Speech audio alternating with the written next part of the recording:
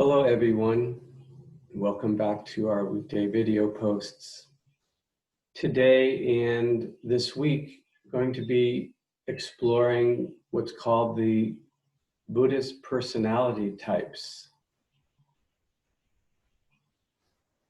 And that is how, at least at the beginning of the practice and continuing until our minds aren't this way, they have a preponderance towards either greed, hatred, or delusion, with one of them being kind of like a bit more of a well-worn path. And when people first hear this, I'll often say, well, I've got all three. And yes, you know, greed, hatred, and delusion are all in the mind until they're not. And there tends to be one that is a bit more predominant. And for some people, it's just a bit more predominant. And for others, it's very, very clear what that one is that has the deepest groove.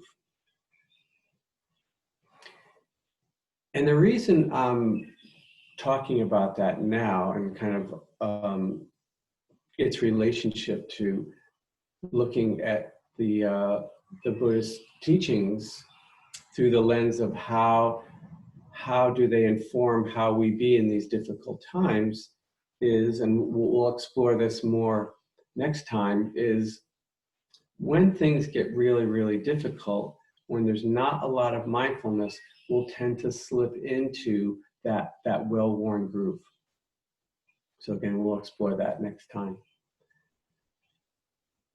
So greed, hatred, and delusion, you know, how do I know which one, you know, I am? Well, there's a couple of ways. One very helpful way is, you know, pay attention when you wake up from being lost in thought. What was the quality of, or that you could say the flavor of that world that you had created? Was it a world of lots of desire, dreaming about food, you know, relationships, wanting to buy something, etc.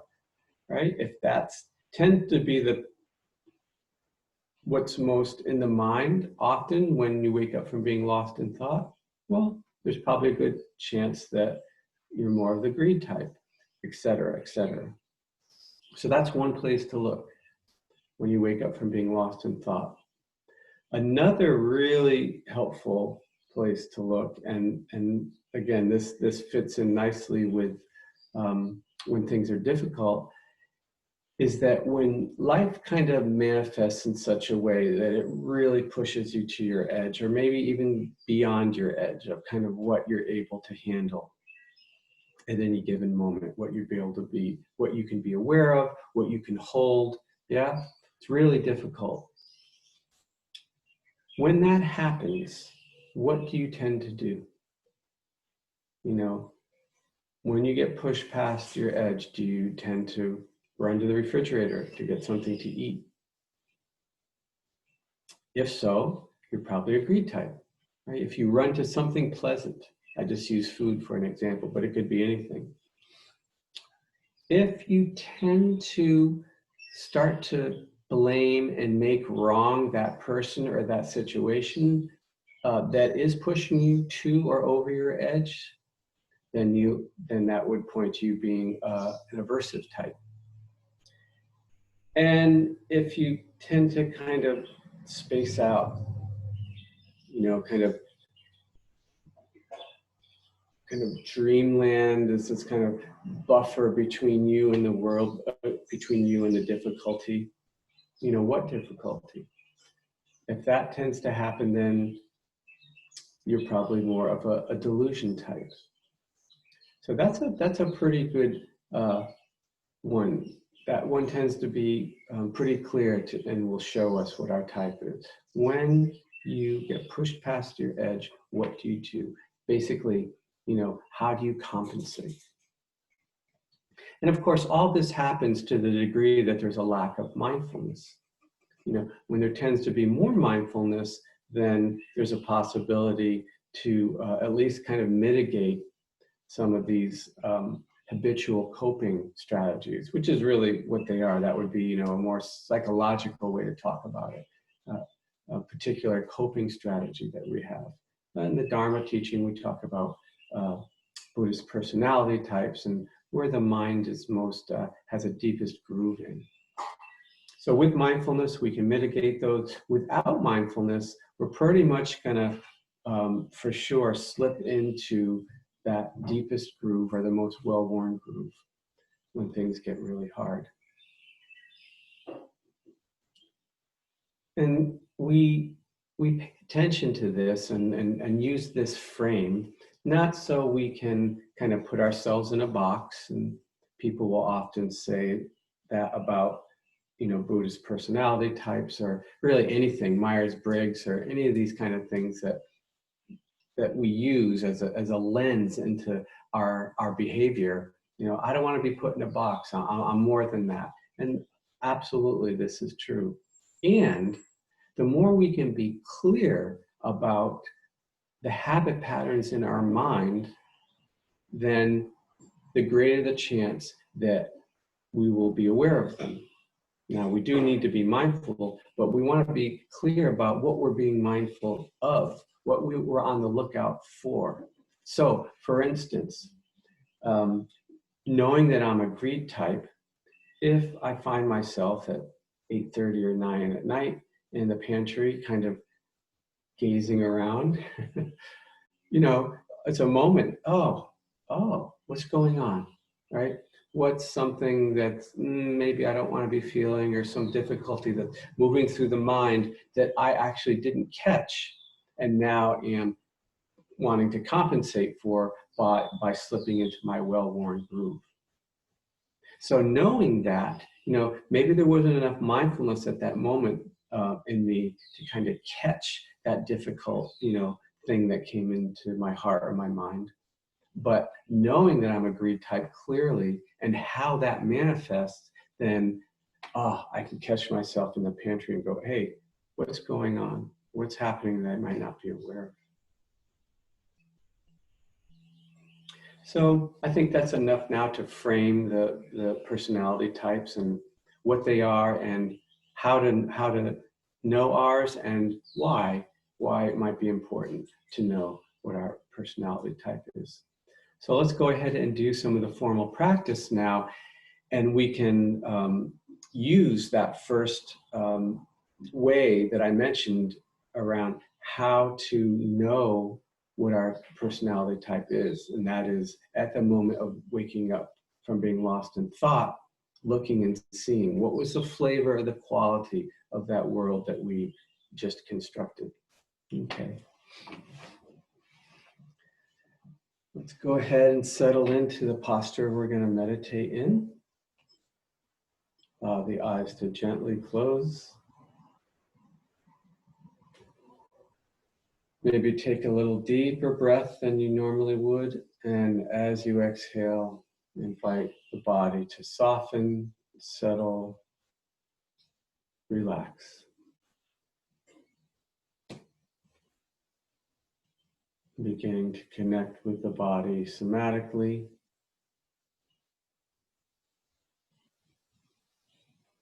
Feeling the sensations in the body, wherever you might happen to feel them. No special place or special sensation you're supposed to feel.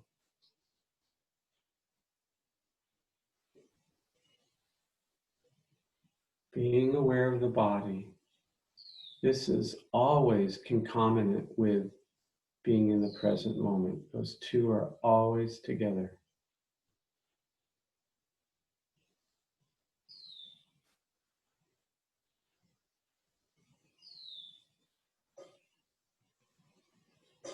The sense of the attention sinking down into the body, feeling the body from the inside out.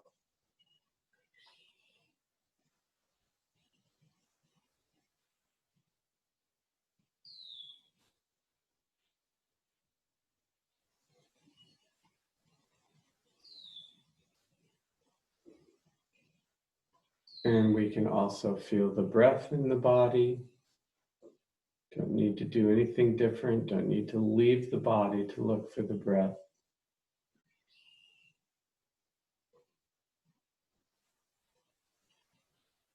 Feeling the breath in the body. Or as the Anapana Sutta says, being aware of the breath body. There's really no difference. There's just sensations. Some of them associated with the breath, some of them not associated with the breath, but just one thing.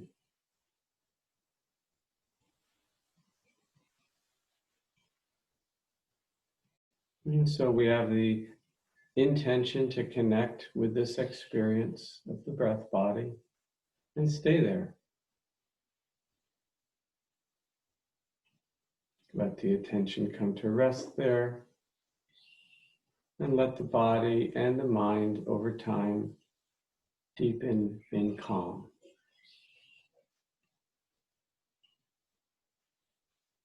And yet, when the conditions are correct, when they're supportive for it, the mind will wander off. And it will wander into a mind-made world. Thoughts, stories, pictures, emotions. And then when the conditions are supportive for it, the mind will come back. All of a sudden, the bubble will pop and we'll find ourselves back in the present moment. This is where you can look back and see, was that world kind of dominated by one of these three things, greed, hatred, or delusion?